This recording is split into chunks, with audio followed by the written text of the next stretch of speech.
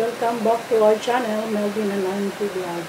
Welcome to Melvin and Angie's Vlog! Aywa!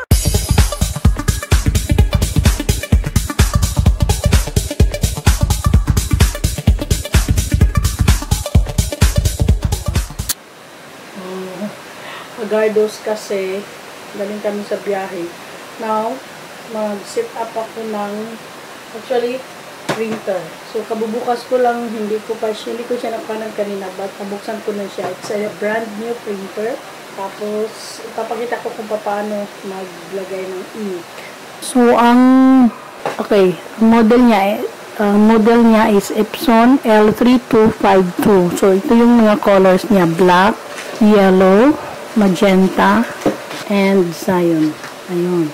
Now, dito mo siya ilalagay, guys, and you have to follow according to the color coding here. So, makita mo, may magenta pink actually, yellow and blue, but hindi yan ang susundin mo. It's a prank dito talaga sa loob. Ayan o. So, you have to open this one, and then nandito na yung mga ano niya, colors. So, ito yung black, yellow, magenta, and cyan. So, paano mo ilagay ang ink? You have to open like this, pull mo lang siya, pull up mo lang siya, and then ito bubuksan mo at isasali natin dyan. So, it will go like this. Okay guys, medyo maingay meron tayong fan kasi sa likod ko kasi ang init-init, so may mga ganun. So, ito yung color black. Buksan mo lang ito. Of course, you need to use the scissor kasi medyo matigas siya. And then,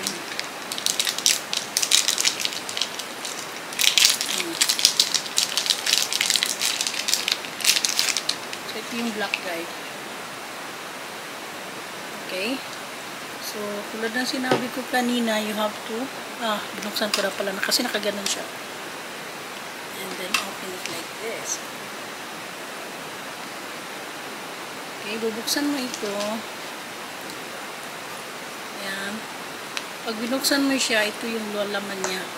Okay? Ito yung laman niya. Ito yung, ito yung, basta, yun na yun. Tapos itong black na to, you have to make it toward here. Tuwad mo siya. Kapag ganun guys, so ipasok mo siya ganun.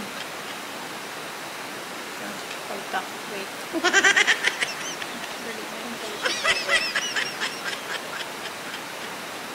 Okay, so nabuksan ko na siya guys. Ito yung black. So, okay, ano mo lang siya dito, ituwad. Ituwad. Okay. See? Kita nyo guys, ito nagre-refill na siya. Okay. Ayan o. Nakita nyo yan? So, ganyan lang paglagay ng ink sa model na ito. L3525 na Epson. Saglit. Tingnan natin na kasi medyo napuno na siya. Ang kagandahan guys, kasi kapag hindi siya nag-spill doon pagkatanggal mo sa kanya. So, meron pa siyang kunting natitira. Ubusin na natin. Hanggang sa matapos siya. Wala na yata. So, yun ang sinasabi ko guys. So, pag tinuwad mo siya, hindi siya ayan. Hindi siya nag-i-spill. Pero syempre, bilisan mo lang. So, puno na siya yung black. Then, you have to cover it like this. Ibalik mo lang siya. The next is ang yellow. Meanwhile, kasi wala nang laman. Actually, may laman pa siya konti eh. Ubusin natin din. Talagang, okay. So, ibalik mo lang siya. And since wala na itong laman, pero itago mo lang siya meanwhile kasi baka mamaya, at least, pag bumili ka, although pwede mo namang sabihin na bibili ka ng ink, bigay mo lang ang model ng printer mo, pero sa akin, mas maganda kung meron akong sample para, alam mo na, sigurado tayo. So, I'll keep this empty. And then, yun, I'll keep this. May sasabihin pa bang kasunod. Next is, so after sa black, here, makikita mo, yellow. Pwede good, hindi sunod-sunod. Pero para hindi ka malito, isunod-sunod mo na lang. So, ito yung yellow.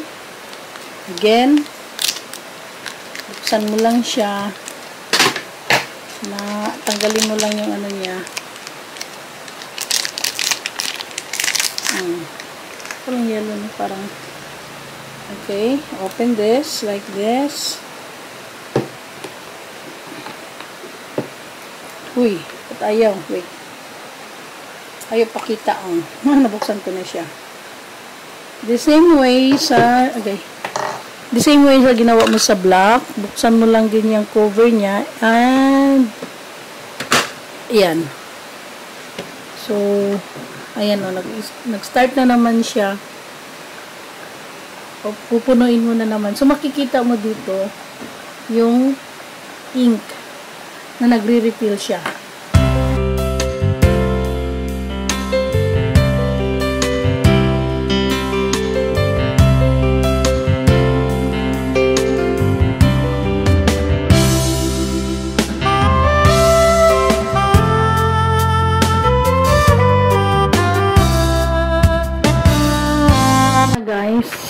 Nalagyan na natin ng ink, ang black, yellow, magenta, and cyan.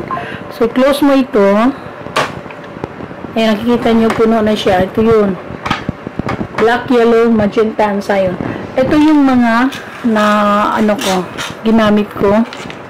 This is black, yellow, magenta, and cyan. As you can see, guys, meron pa siyang konting natitira. Hindi ko na lang inubos lahat kasi puno na siya. Pagka nagagamit ko na ito, pwede ko siyang isalin itong mga natitira. Medyo pagka bawasan na to, isasalin ko siya. And then, kaya natulad din sinabi ko tulad din sinabi ko kanina, kailangan i-keep mo na ito. Keep natin ito para ito yung reference natin kapag bibili tayo ng susunod na kabanata. Kasi meron pa siyang konti i-ano pa natin ito. So, ngayon guys, dito ko siya lalagay, malapit lang din kasi magre-remind dito sa iyo na, oops, meron pala akong ink dyan. Dito pala ako, ayan So, dito ko siya ilalagay para ma-remind ako na meron pala akong ink dyan. So, huwag mo ilayo para hindi mo makakalimutan. So, okay na to, meron ka ng ink. May kabit ko na rin ito. Ayan, i-on natin. Pero hindi pa siya nakakonect doon sa laptop ko. Meanwhile, lilinisin ko muna itong mga gulo-gulo dito para mailagay ko ang aking laptop. Ito guys, paglalagyan ng mga wires. Pero actually, sa mga maliliit lang siya na wires, hindi actually advisable sa malalaki kasi maliliit lang yung mga compartments niya eh. Diyan ka muna. And so yung mga manual, actually importante na lahat ng mga electronics na nabibili mo, you have to keep all yung mga so yung mga manuals, every time na bibili ka ng electronics, kailangan i-keep mo ang mga manuals kasi gagamit natin ito eh. Although pwede mo namang i-google, pero katulad ngayon, ginoogle ko lang yung paglagay ng ink kasi ang daming babasahin. But, for your future reference, if you really need this one, you have to keep all the manuals. Wala, nabasa. Ay, it's wet. Meron pala akong So, keep natin siya. Lagay mo siya sa lahat ng klaseng manuals na mga electronics na nabili mo. Pwede mo, ilagay mo siya sa plastic and then lagay mo din siya sa isang folder na lahat nandoon na. Para pag kailangan mo ng manual sa isang electronics na kailangan mo manual sa electronics, so yan, kukunin mo na lang to. Kaya na lang umintindi ha. Yan. So, meron siyang CD para pang-install doon sa laptop. Maigi guys na kung hindi nyo pa na-consolidate o hindi nyo pa naayos lahat yung ibang manual ng ibang electronics nyo, dito muna siya ilagay. Ako dito ko muna siya ilagay kasi magkakasama sila. The ink and the manual. Pero tulad ng sinabi ko kanina, mas maganda kung ilagay mo lahat ang manual mo. So, iba't ibang klaseng electronics na meron ka, ilagay mo sa isang folder. Pero meanwhile, dito ka muna. Dito muna siya. Meron tayong dalawang klaseng pag-set up. Yung pag-connect mo sa printer into your laptop meron siyang plug and play lang siya na automatic na lang siyang pagka once na i-connect mo lang siya, automatic na siya mag-play doon sa device mo, doon sa printer mo. But, meron ding isa na kailangan i-download mo siya, ang driver, and yun lang, select mo lang yung, meron siya mga procedures kung paano mo siya i-connect doon sa printer. Halimbawa, kung ikaw ay printer. Kung ang printer mo ay kailangan mong i-connect ang wire, merong wire na sandali. USB. Ito guys. Ito siya. Itong socket na to ay ikita nyo. Ayan. Ayan yung i-connect mo from printer. Blurred siya. But anyway, yun na yun. And then ito yung USB sa laptop. Okay? We'll see.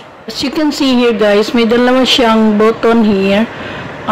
Pwede siyang pang wifi at saka yung direct na doon sa, ay hindi wifi ang gagamitin mo.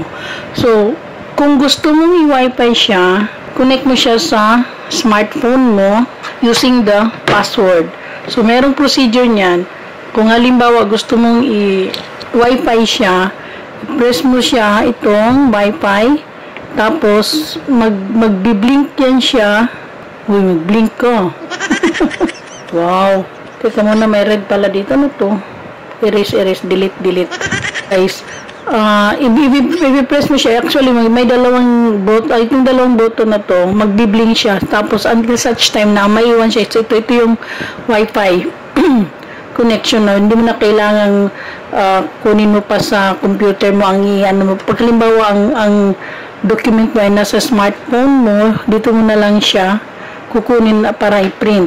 So, ito, ipipress mo siya ng 7 seconds and then, merong lalabas nito na password kasi nga password protected siya. But, ako, hindi ko gagamitin yun kasi dala-dala ko ang telepono ko at ako'y wala dito actually. So, isi-set up ko siya as normal sa laptop para kung sinong gustong makakagamit nito, magagamit na lang nila sa ano. Pwede rin naman lang i-set up later on. But, for now, ang isi-set up ko ay yung through hindi wifi. Hindi siya wifi. Yung normal na print. Pagpiprint. Okay? Alright.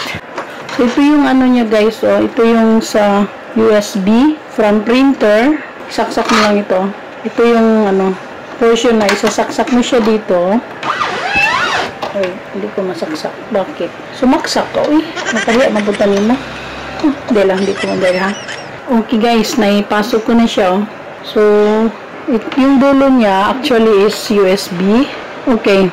Yung laptop ko, ginagamitan ko siya ng ano, yung extension ng USB kasi marami akong, pwede naman, meron isa dito. May isa dyan, saka may isa rin dito. Okay, pwede na lang natin i-direct siya Ayan. So, ganyan lang guys. Hindi mo gagamitin ang Wi-Fi, ayan ang gagawin mo. Okay? Okidoki. Sige, pagpatuloy ko lang guys. Kaya medyo na-late na ako ng konti. Ayan guys. Once na-connect mo na yung printer sa laptop mo, punta ka sa start. And then, type mo lang dito ang printer. Ayan, makita mo, printer and scanner. Click, add a printer or scanner. Sign into your work or school account to find printers. Ay, magsasign in ako.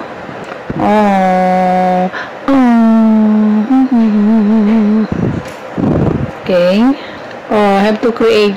Oh my God. Create an account. Looks like you don't have an account with us.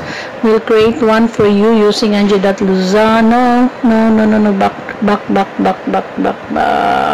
Kasi that's wrong email address. Again. Guys, ito yung pipiliin natin. Driver is unavailable. So, ipapasok natin. Actually, meron akong problema kasi naka-CD siya. Walang CD itong ano ko Itong laptop ko. Kasi wala na luma na kasi yung CD. Unavailable siya.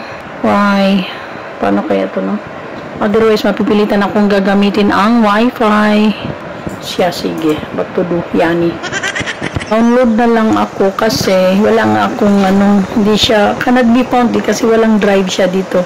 Itong printer na to. So download ko na lang siya and then hanggang dumating ako na mamimili ako ng kasi dalawang nga siya option. It's either pwede mo siyang i-connect via wireless or connect to USB cable. So pinili ko ang USB cable. Okay, and then next, checking the system environment. Inshallah, it will be okay. Required software, scanner utilities, ayan na lahat.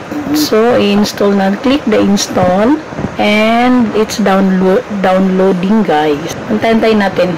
Oh, finally, na-set up ko na talaga siya, guys. Tapos na at nakapag-print na ako. Ito na yung print out niya. Medyo ang dami kong dinadaanan kasi dinownload ko kasi nga wala akong CD sa laptop ko, so nag-download ako ng mga drive tapos pinasok ko na sa laptop and ito na, i-print out na. So that's all for now. Thank you for watching Melvin and Angie Vlogs. Please don't forget to subscribe, share, like, what else, basta latin nyo na. And see you next time. See you my next vlog. Thank you. Bye bye. Thank you for watching. Bye bye for now. See you next video. Bye.